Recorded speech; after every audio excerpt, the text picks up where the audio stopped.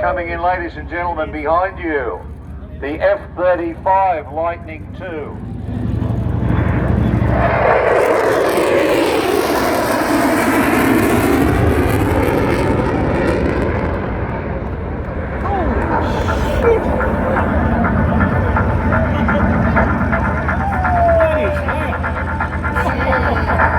So ladies and gents, that was a 300 knot welcome to the show, and then clicking in full afterburner, so you could hear the full, just over 40,000 pounds of thrust kick in to make an entrance. And pull into a maximum rate turn. That's right, Ando.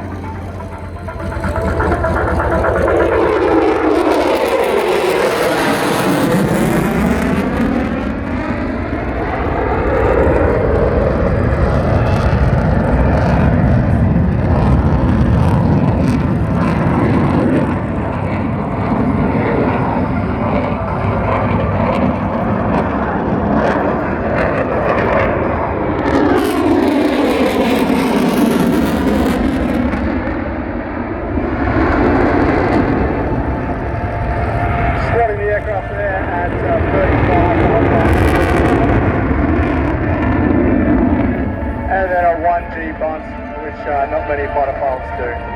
Auxiliary reversal and coming back to ground center.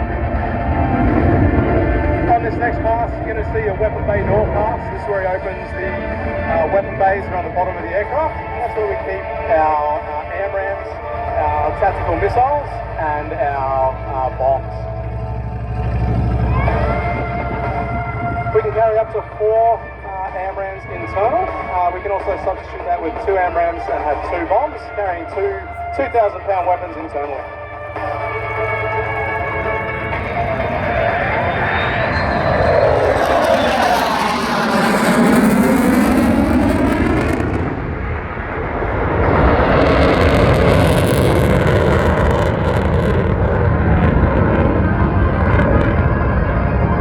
We can also carry weapons on the external pylons. We can put 6 extra pylons to put some AIM-9s and GBU-12s external to the aircraft.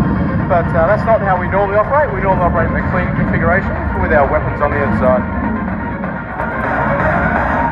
Coming up, now this high-speed fast wings level, about 200 feet and 540 knots, or 990 kilometres an hour.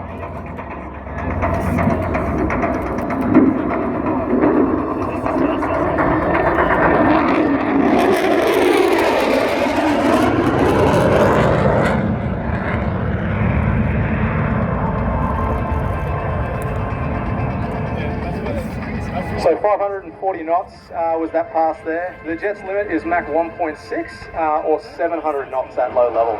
So about 75% of its max speed is what you just saw. Bunga's now repositioning for another max rate turn. This time it'll be a right-hand turn. He initiates that down at about 350 knots from 500 feet. He'll put the jet in a right turn, put about 6G on the aircraft in max afterburner.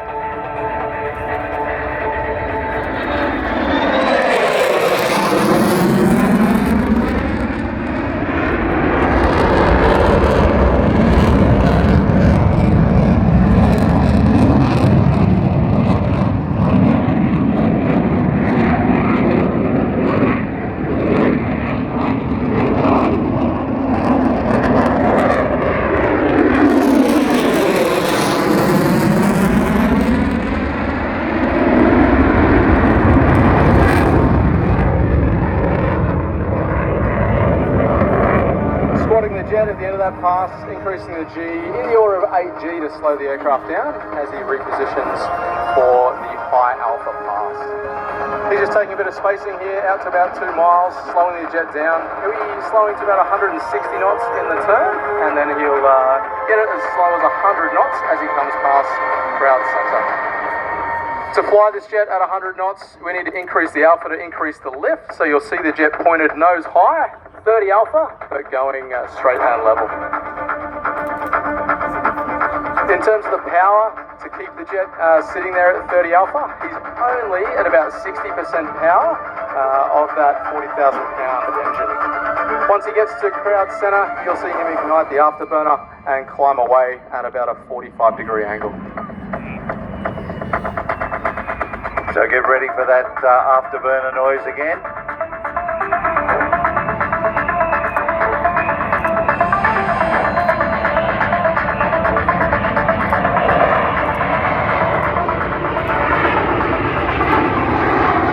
You can really see the controls working there.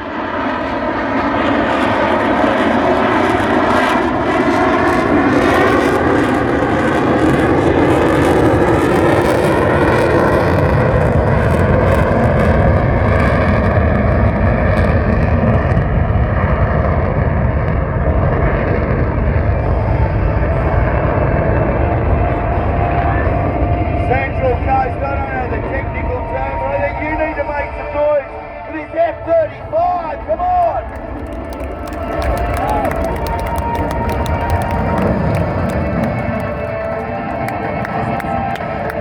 Plug is now repositioning to the north of the field, setting up what we call the dirty pass. So he'll slow the aircraft down to 200 knots in this pass and have the gear extended. He'll come past the crowd with the gear extended, waving those wings. 200 knots, like I said, so make sure you give him a wave so he can see you.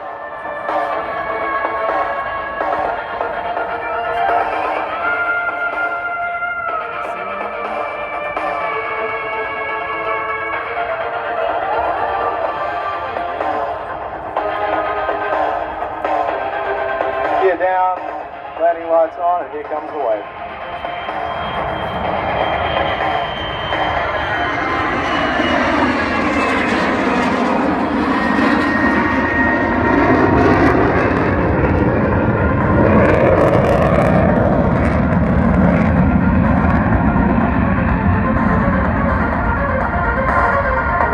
Has now cleaned up the aircraft, positioning out to the west, setting up for his vertical departure.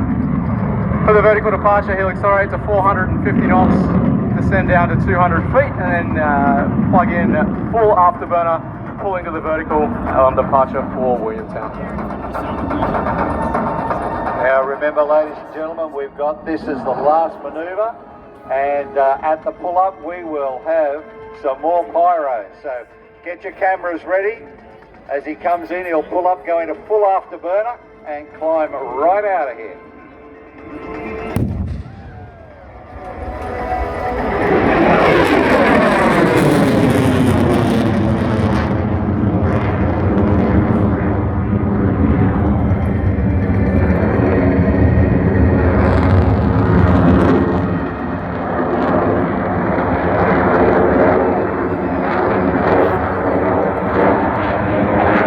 Out at 7,000 feet, ladies and gentlemen.